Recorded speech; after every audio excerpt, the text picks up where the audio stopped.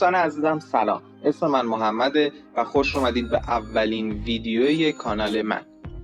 امروز میخوام در مورد تاریخچه شرکت بنز باتون صحبت کنم. اما قبل از اینکه ویدیو رو شروع کنیم، همونطور که همه ازتون خواهش میکنم کانال رو سابسکرایب کنید و لایک کنید ویدیو رو، و اگر هم از ویدیو خوشتون اومد بزرگترین حمایتتون اینه که ویدیو رو با دوستانتون به اشتراک بذارید و اینکه کانال رو ساب داشته باشید. بیشتر از این وقتتون رو نمیگیرم، بزنید بریم سراغ ویدیو. طبق تاریخچه شرکت بنز، کارل بنز که یک مهندس آلمانی بود در سال 1886 اولین اتومبیل خودش رو ساخت. در این سال موتور سوختی توسط کارل بنز به طور موفقیت آمیز بر روی خودروی نصب شد و این اتومبیل به عنوان نخستین خودرو با موتور سوختی شناخته میشه. این اختراع اساساً به ابتکار و کارآفرینی کارل بنز برمیگرده. او توانست با ایده های نوآورانه‌اش و تلاش بی‌وقفه یکی از اهم فرصت‌های صنعت خودروسازی را به وجود بیاره و این باعث بشه که شرکت بنز به عنوان نامی معتبر در صنعت خودروسازی شناخته بشه. بعد از این اتفاق بزرگ، شرکت بنز به تدریج توانست انواع خودروهای لوکس و عملکردی با کیفیت بالا را تولید بکنه و با ادامه توسعه و تحولات فنی به یکی از پیشگامان صنعت خودروسازی تبدیل بشه. در نهایت بنز با اتکا بر ایده‌های نوآورانه، کیفیت بالا و تکنولوژی پیشرفته به عنوان یکی از برندهای برجسته و قدیمی در صنعت خودروسازی شناخته میشه. اما الان میخوام در مورد برند مرسدس باتون صحبت کنم که این کلمه از کجا میاد و تاریخچه‌اش به کجا برمیگرده.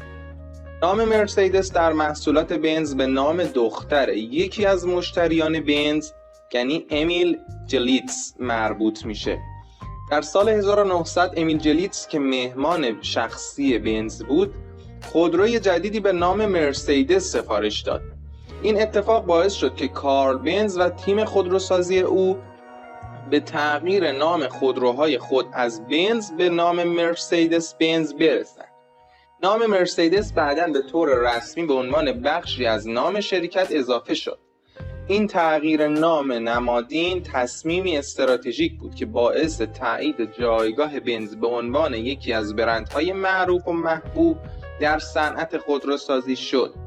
اختراع خودروهای مرسدس در آن زمان به طور گسترده مورد توجه قرار گرفت و نام مرسدس به عنوان یک برند ثابت در صنعت‌های خودروسازی معتبر و خوشنام تثبیت شد. این نام تا امروز به عنوان یکی از نام‌های محبوب و مورد اعتماد در صنعت خودروسازی شناخته می‌شود.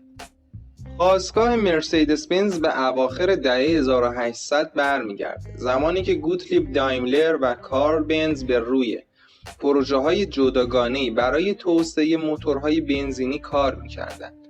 دایملر روی یک موتور پرسرعت بنزینی کار میکرد، در حالی که بنز در حال توسعه خودرویی با موتور گازسوز بود. این دو نفر در نهایت با یکدیگر متحد شدند تا شرکت دایملر بنز را ایجاد کنند که بعداً به نام مرسدس بنز تغییر نام پیدا کرد. و اما در نهایت میخوام بپردازم به یک زیربرند بسیار جذاب از شرکت بنز یعنی میباخ. این نام از نام کارخانه خودروسازی معروف به نام مایباخ گرفته شده. کارل فردریش ویلهلم مایباخ کارخانه دیزل موتورهای خود را در دهه 1860 تأسیس و در سال 1902 اولین خودروی مایباخ تولید شد.